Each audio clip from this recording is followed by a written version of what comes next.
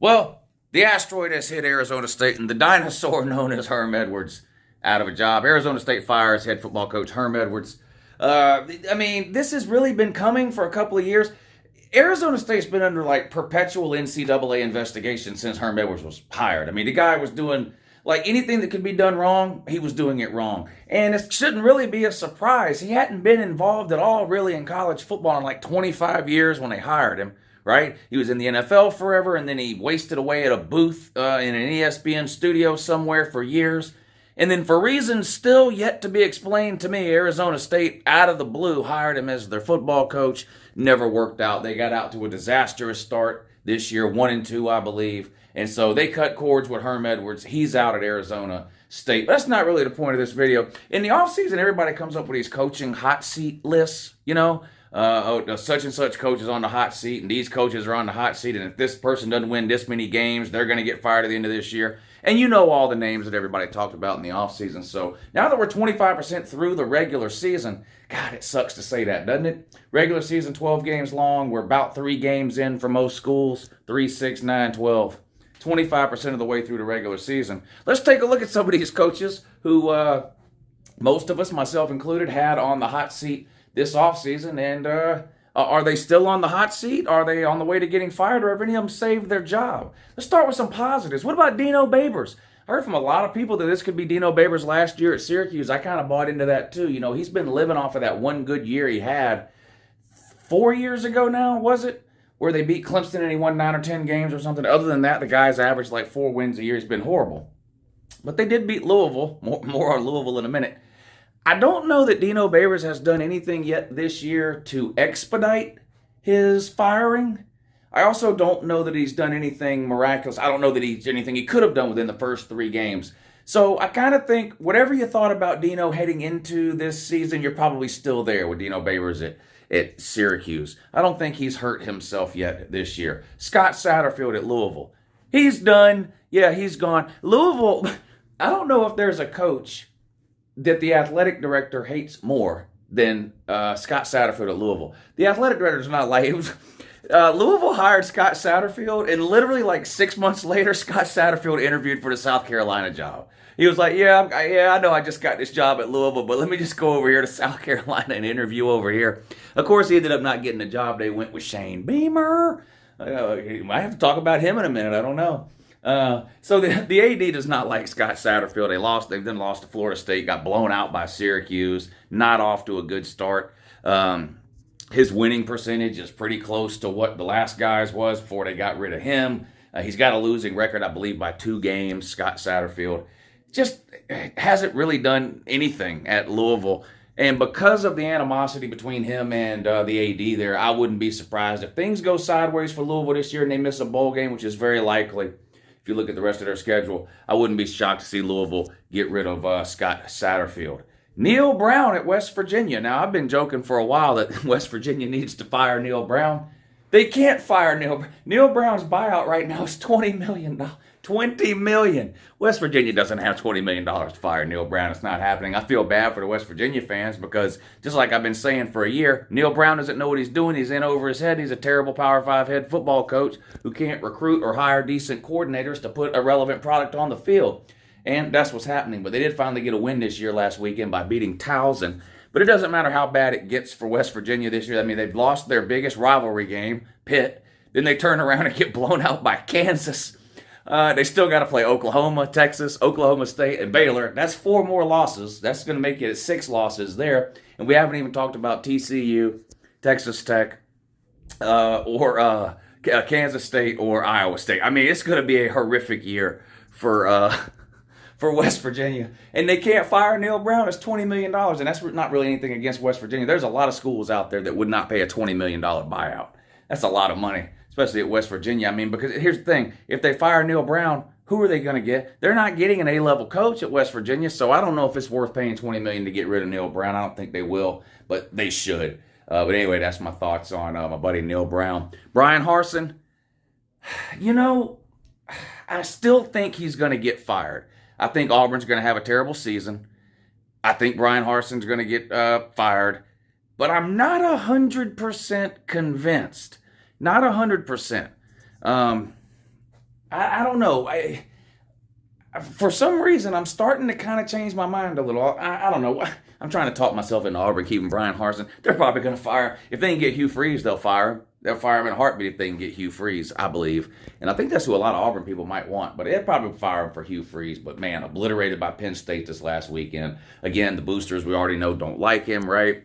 When they fired Gus Malzahn, the boosters wanted Kevin Steele, the defensive coordinator, to be promoted to head coach. The president of the school and the athletic director and some of the other bigwigs wanted to go outside of the program and bring somebody fresh in, and they won the argument, bringing in Bryan Harsin from the Northwest, Midwest area, which came from Boise State. It hasn't worked out. They're not recruiting well. The product they're putting on the field is terrible. The best players on the team, or some of the best players on the team, transfer. Look how bad Auburn's quarterback situation is, and then watch Bo Nix light it up this past weekend against BYU. It's just not good at Auburn. They're probably going to have to get rid of Bryan Harsin. Who are they going to get? I don't know. People always want, whenever you talk about firing a coach, first, who are you going to get? I don't know. That's why you have these people making millions, these athletic directors and these search committees and all that. I don't know. Go get somebody. But if once you decide you don't want a coach, you got to get rid of him. Then go find a new one. You don't find the new one and then get rid of. Well, Miami did. Miami found a new coach and then fired their old coach. But usually you fire your coach, then you go look for a new one. That's the way it's usually done. Not at Miami, though. Not at Miami. They found Mario Cristobal first, then fired Handy Manny. But anyway, so yeah, Bryan Harsin's probably going to be gone at Auburn. Look at their schedule. There's so many losses coming up for Auburn. It's going to be ridiculous. They play Mizzou this weekend. Better win that one. Because then you got LSU, Georgia, Arkansas, Texas A&M, Ole Miss, Mississippi State. I mean, just a long list of losses for the barn. Long list of losses coming up for the barn. Got to get rid of him. Can he get Hugh Freeze? I don't know. What about Jeff Collins? Deion Sanders? Is this what I'm hearing? Well, you got to love the 3 Georgia Tech fans that exist on this planet. I don't know. Look, I get it. Deion Sanders is a high-profile name. And look, I've even heard Deion Sanders' name attached to Auburn in the last 2 days. Nothing surprises me in the world of college football anymore. These athletic directors in these schools are literally willing to sell their souls sometimes to win football games, so nothing really surprises me. But Deion Sanders to Atlanta? I mean, I see the ties, I guess. I mean, he did play for the Atlanta Braves and the Atlanta Falcons, the Major League Baseball team and the NFL team out of Atlanta. And he's a hot name. He gets attention. If nothing else, it will bring Georgia Tech a ton of attention. And I think wherever Deion Sanders were to go in the Power 5, their recruiting would immediately increase. I truly believe that. If nothing else, Deion Sanders is a hell of a salesman. And he's going to be able to put together some decent recruiting classes no matter where he goes. Georgia Tech, Atlanta, Georgia. Atlanta, the biggest city in one of the best high school football states in the country. Definitely top 2 or 3. It's an interesting idea. I don't know. It seems like Deion Sanders might have his eye on a bigger prize than Georgia Tech, though, doesn't it? I mean, it's as big of a disaster as Auburn is. I still think that's a better job than Georgia Tech. Is he waiting on Florida State? He played there, right? Is he waiting on Florida State? I don't know. But I did think it was funny to hear Deion Sanders' name attached to Georgia Tech. But of course, Jeff Collins is a dead man walking. I mean, he's gone. It's just a matter of time. It's the only thing that would save Jeff Collins' job is the fact that the administration and the boosters just don't give a shit about football anymore, which they don't.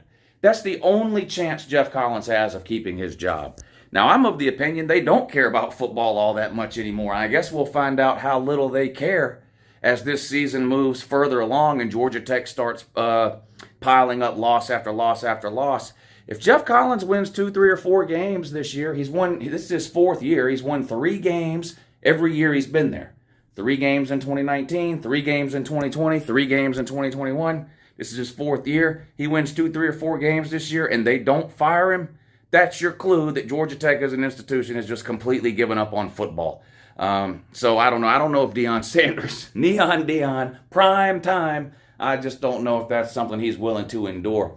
It seems like Auburn would be a more likely destination for somebody like Neon Deion. The other thing about Deion Sanders really ever joining the Power 5, he's made a huge deal about how HBCUs should be elevated and there should be no shame in HBCUs, which there shouldn't be. There shouldn't.